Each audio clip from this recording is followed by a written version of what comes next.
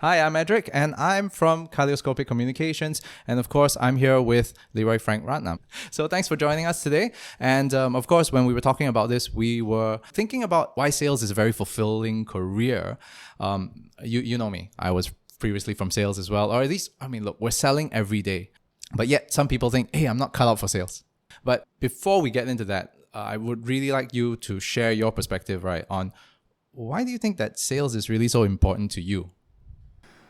Sales is important to me because I'm a person who believes in evolving. Once we stop evolving, we start dying intellectually. So for me, sales was a choice. It was a very easy choice because of the fact that I wanted to constantly evolve as a person in terms of my intellect, my capabilities.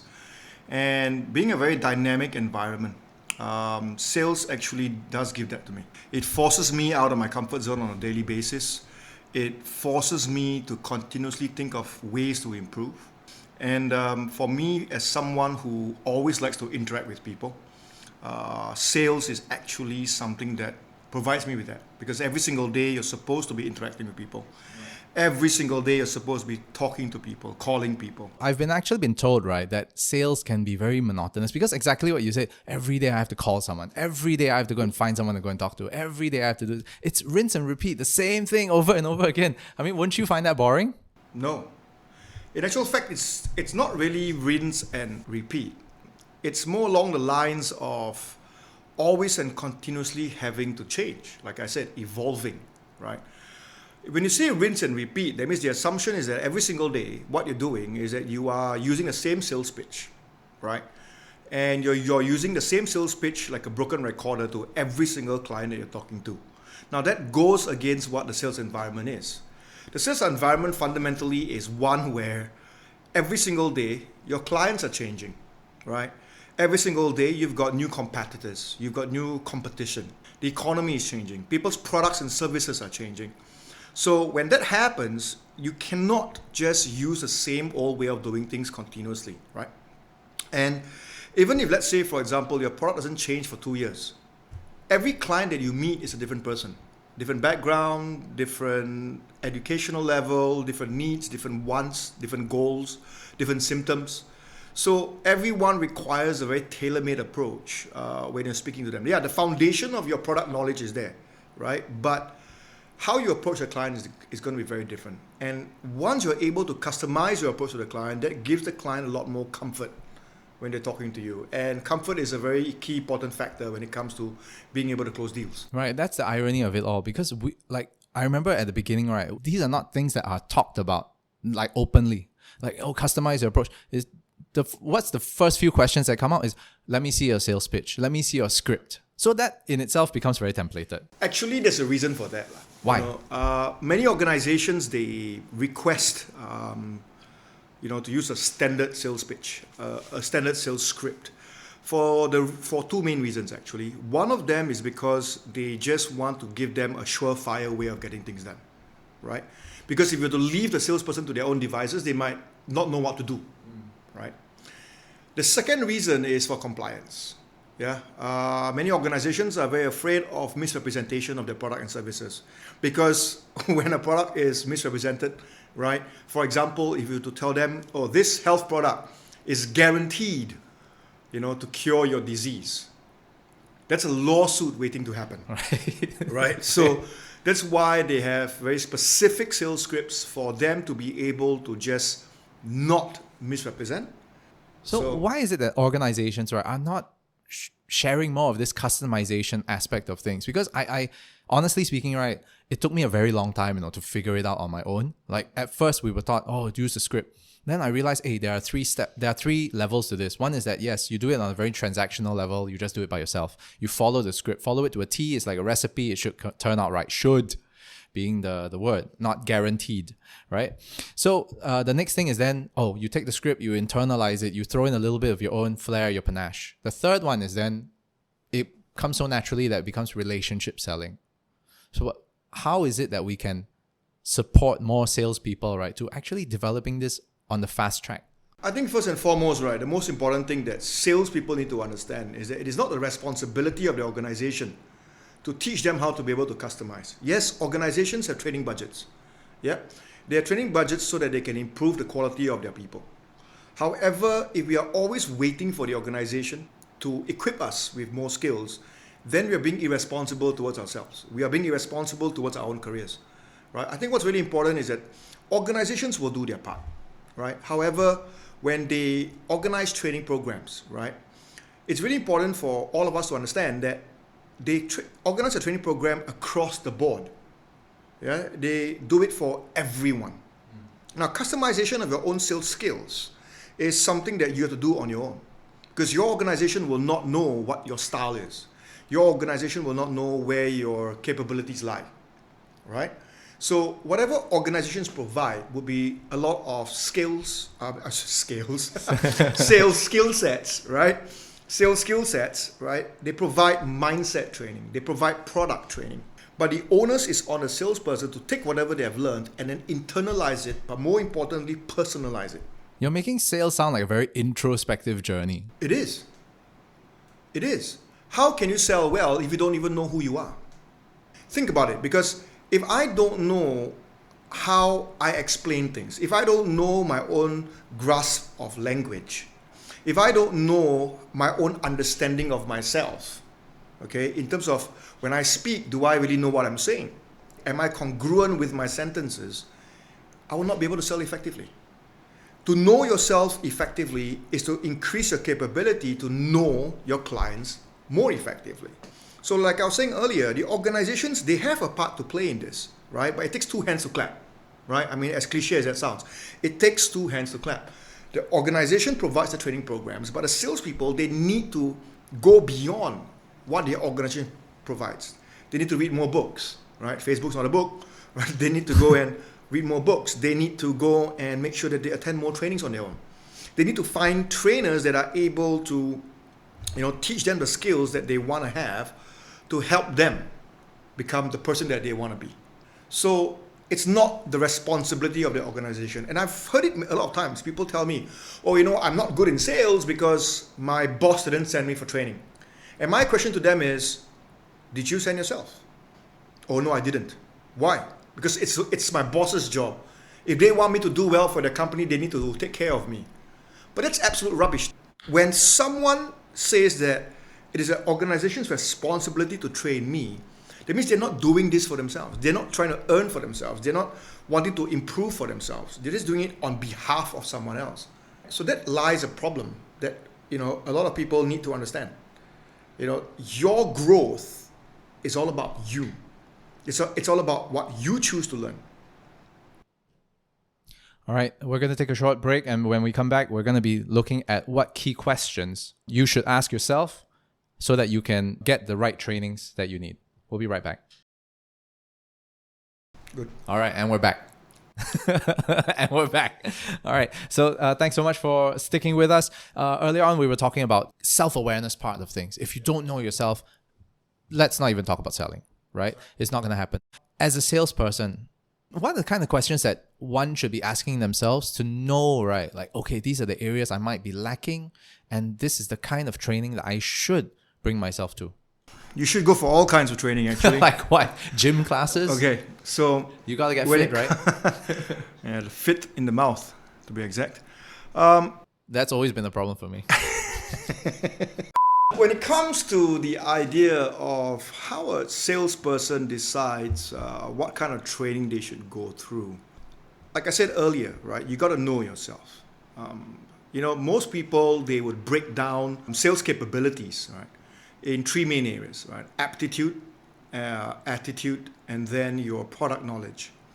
So very naturally, most salespeople, they will go through product knowledge training together with their organization, yeah? And I also do say that try to learn beyond, your product knowledge within your organization, right? So for example, if you're in finance and you're selling an insurance product, right? Know more about the world of finance beyond your insurance. If you're selling cars, right? And let's say, for example, you're selling Honda, right? Know more beyond Honda, right? Know what the competitors have. what are the different types of cars, the different classes of cars, right? Different functions of cars. So it's always about knowing more than what your organization teaches you about your product. Look at where your product sits in the entire industry and where it stands in terms of functionality, in terms of being relatable to your client.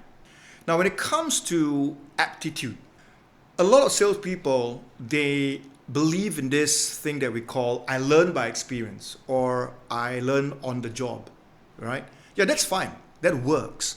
But the question is, how fast does it work? Can you imagine if you're learning at a pace of 0.5, but your consumers are changing at a pace of 1.5, and then the competition is changing at a pace of 2.5? Yes, you are learning, but you're still 5-10 steps behind. You're way too slow. Way too slow. And the economy is one where once you are way too slow, you are definitely left behind. It's not only just about organizations being left behind, salespeople are also being left behind.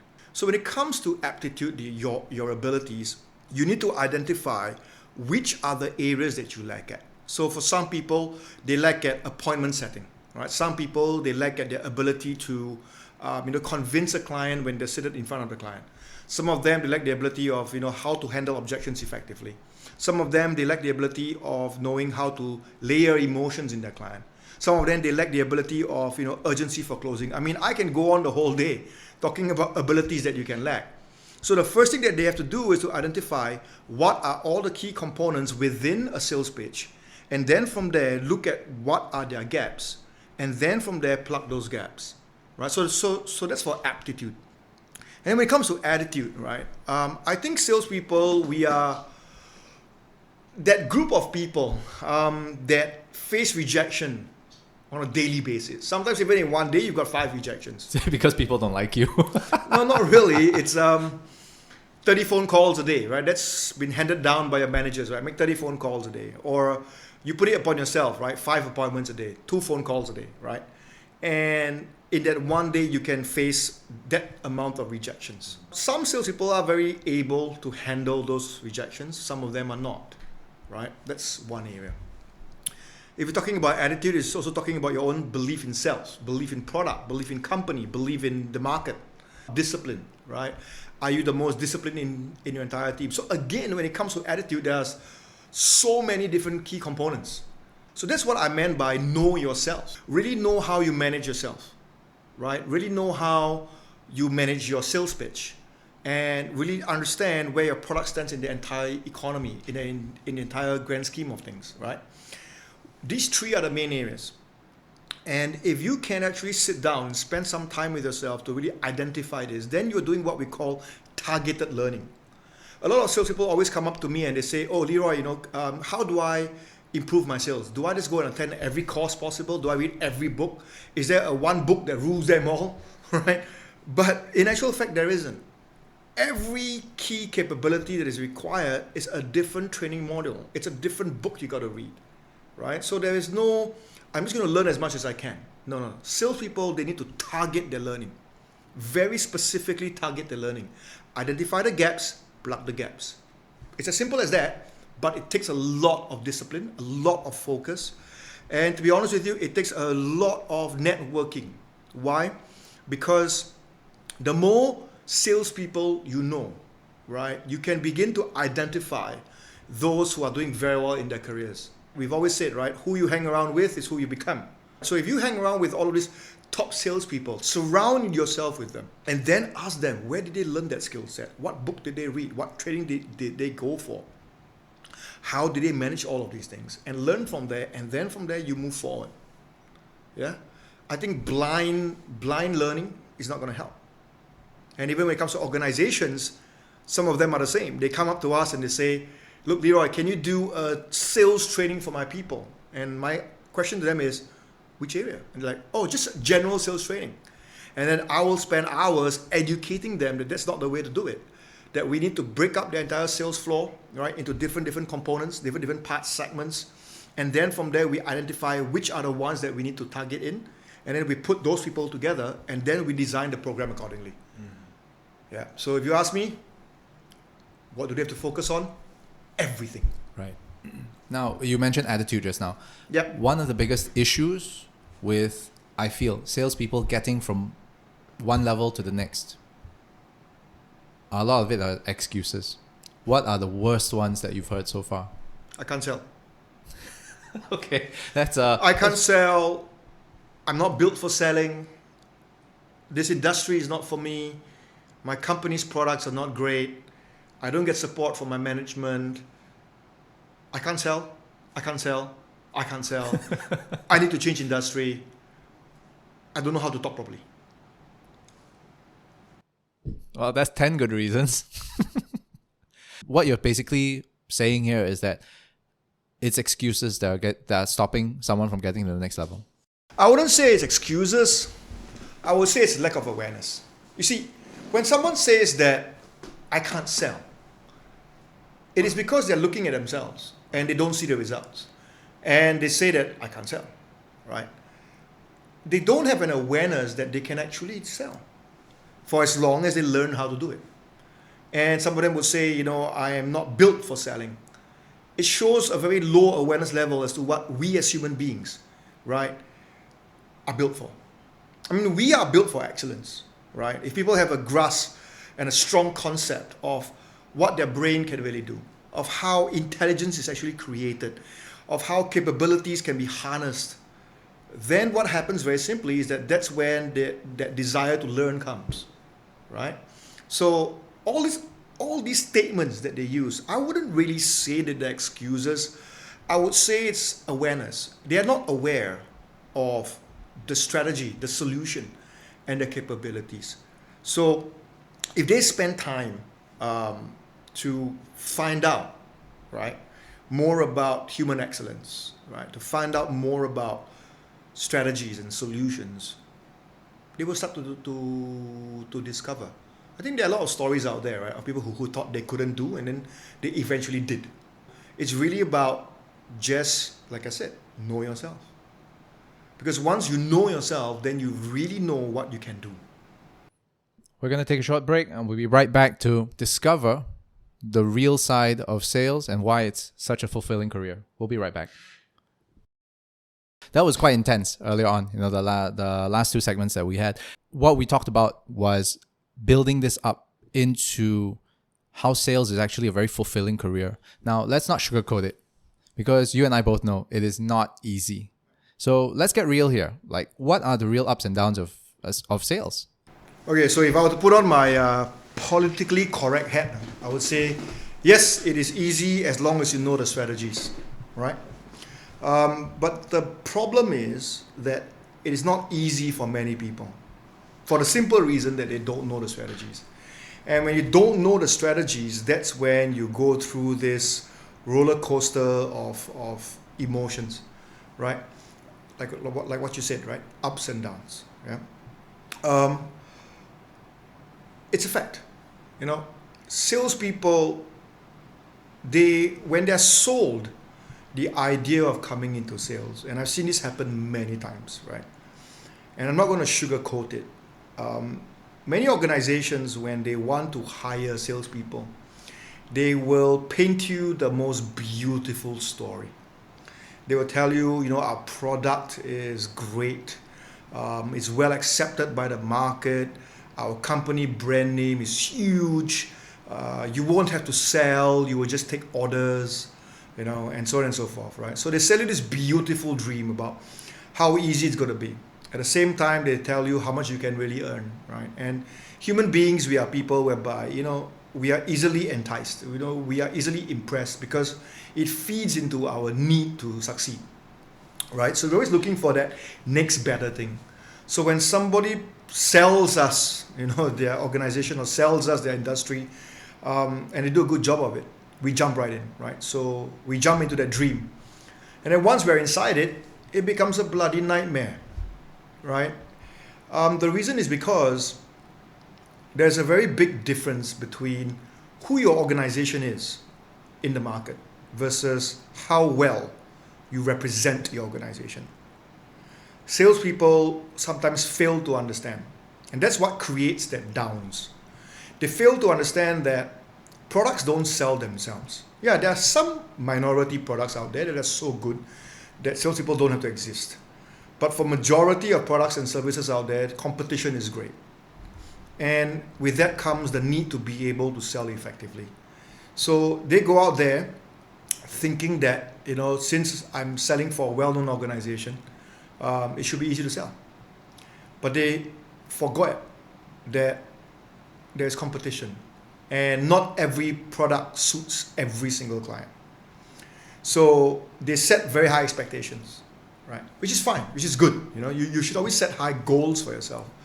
But the problem is that when they don't reach those expectations because of the rejections and the non-closure of sales, they start to get confused. They start to feel horrible. They start to feel lousy about themselves. They start to question their abilities, question their decisions as to who they're working for, question their career. And because, like I said again, they don't have the strategies on how to manage these things, they emotionally get very drained. So if you ask me, is it the sales industry's fault? No. The sales industry is the way it is. It is a dog eat dog, it kills you. But are you sharp enough? Have you sharpened your weapons? Have you sharpened your teeth? Have you sharpened your attitude, right? Do you have that resilience? So what I get tired of sometimes listening to are people who expect to succeed in sales, but they do not spend time sharpening themselves. And then they complain about the ups and downs and ups and downs and ups and downs.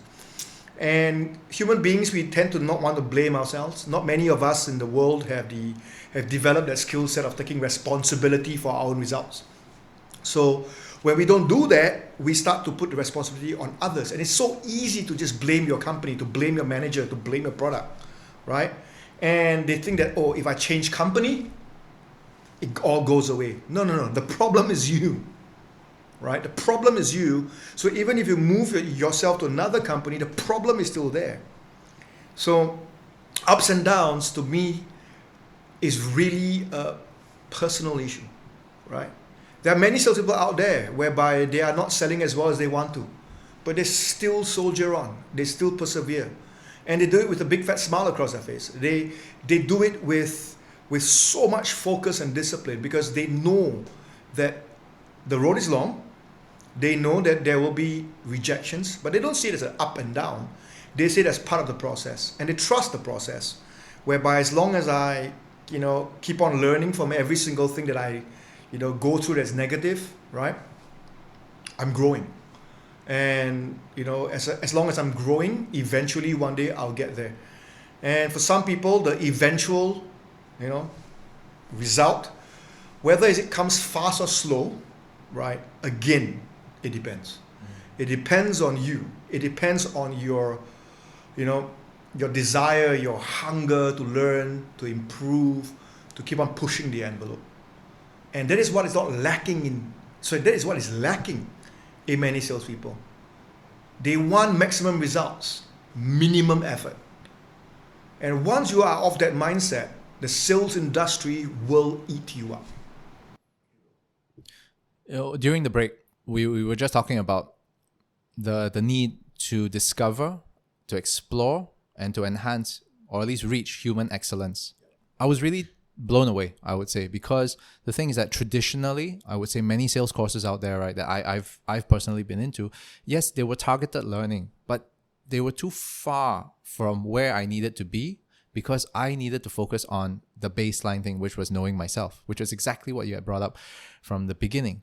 Right? And in order for me to have felt fulfillment in that role, I needed to be able to discover myself first, and I realized that, okay, this is something that Sales Excellence Institute actually does. Would you be able to actually just give us a quick rundown of what a salesperson is expected to go through at SEI? Well, I mean, for me, I've been blessed to have had the opportunity to learn both sides, right? One side is sales skill sets, right?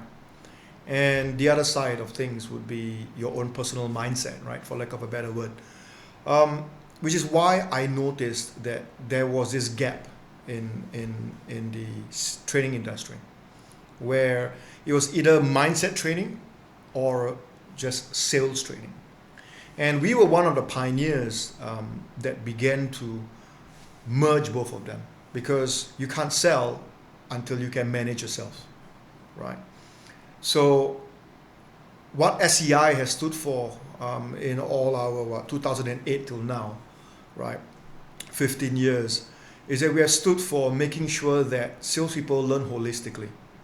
Because beyond what they just learn from selling in terms of skill sets, right, their own personal management is critical. Why? Because salespeople, they are not only just a part of an organization. They have their own families.